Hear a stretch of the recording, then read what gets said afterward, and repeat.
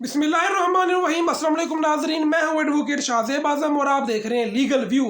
नाजरीन, मुस्तफ़ा कमाल साहब जो है, आपको पता है कि ये साहब कहाँ से तशरीफ़ लाए थे? बरार सा ये रूपोश रहे थे, फिर उसके बाद अल्ताफ़ हुसैन उसको नीचे दिखाने के लिए इनको लॉन्च किया गया था और इन्होंने अपनी आंसुओं से भरी हुई एक प्रेस कॉन्फ्रेंस की थी। उसके बाद ये फिर गायब हो गए, फिर ये इलेक्शन 2018 में सामने और बदतरीन शिकस्त खा गए तरीके इंसाफ से।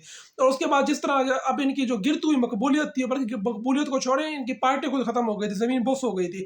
अब जिस तरह इलेक्शन में बदतरीन नंगी धांधली की गई है, फॉर्म 45 के नतीजे जो है उनको जिस तरह फॉर्म 47 में बदला गया है, तो MQM जो है, जिन्होंने मुझे लगता है टोटल 15 बंदे खड़े किए थे, उनको 18 सीटें दिलवा दी गई हैं। उनमें से एक मुस्तफ़ा कमाल को भी जितवा दिया गया है।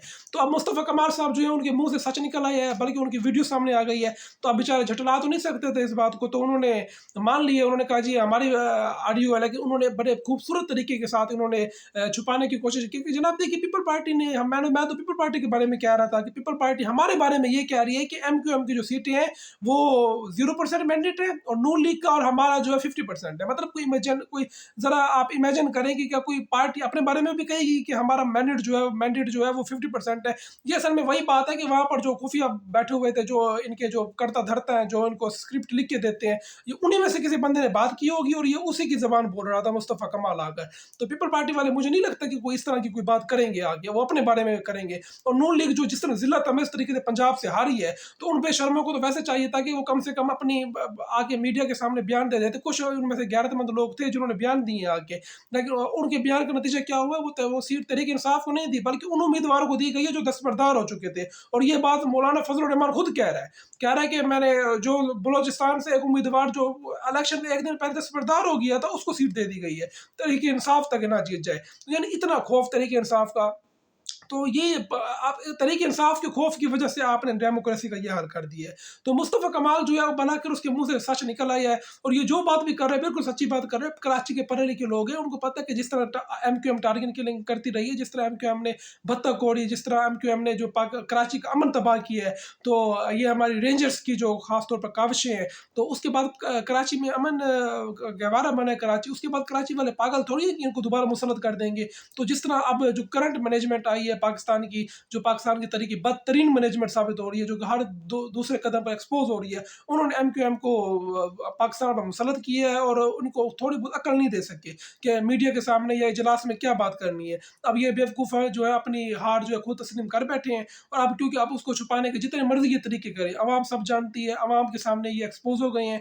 अब देखा जाए तो ये जो फैसला मुस्तफ़ा कमाल है, ये फ़ारूक सत्तार के बारे में इसने क्या कुछ नहीं कहा हुआ, क्या खालिद मकबूल सिद्दीकी के बारे में क्या कुछ नहीं कहा हुआ। और एक रात की बात थी, एक रात में इनकी मीटिंग कराई गई थी। उसके बाद अगले दिन ये बच्चों की तरह प्यारे प्यारे बच्चे जिस तरह इकट्ठे बैठ जाते हैं, सारी शरारतें ख़त्म कर देते हैं, ये सारे इकट्ठे बैठ गए थे। यानी ये इनकी टोटल सियासी औकात है। और इनको ये अब बात कर रहे हैं जी हमें मैंडेट नहीं मिला। मैंडेट तो इनको दिलवाया गया है इलेक्शन वाले दिन, जब तमाम सियासी जमातें जो धांधली का रोना रो रही थी, उस वक्त ये मुस्तफ़ा कमाल साहब प्रेस कॉन्फ्रेंस कर रहे थे कि जनाब हमें इत्मीनान है, अभी रिजल्ट रुके हुए थे, लेकिन मुस्तफ़ा कमाल कह रहा था कि हमने सीटें जीत ली हैं। यानी कोई ऐसा बंदा वहाँ बैठा हुआ था जिसने इसको वहाँ पर यकीन दहानी कराई है कि जनाब आप बेफिक्र हैं, आप घर बैठे, हम आपको घर बैठे सीटें दे देंगे आपकी। यानी ये हमारे मुल्क की डेमोक्रेसी का हाल है। ये सिर्फ नौजवान तबके को मायूस करने के लिए किया गया है, लेकिन ये नौजवान तबके को मायूस होने की ज़रूरत नहीं है। ये उन्हीं का वोट है जिसके नतीजे में नवाज शरीफ जो है मैं 17 से सिर्फ 70 तक जा सका, इससे आगे नहीं जा सका।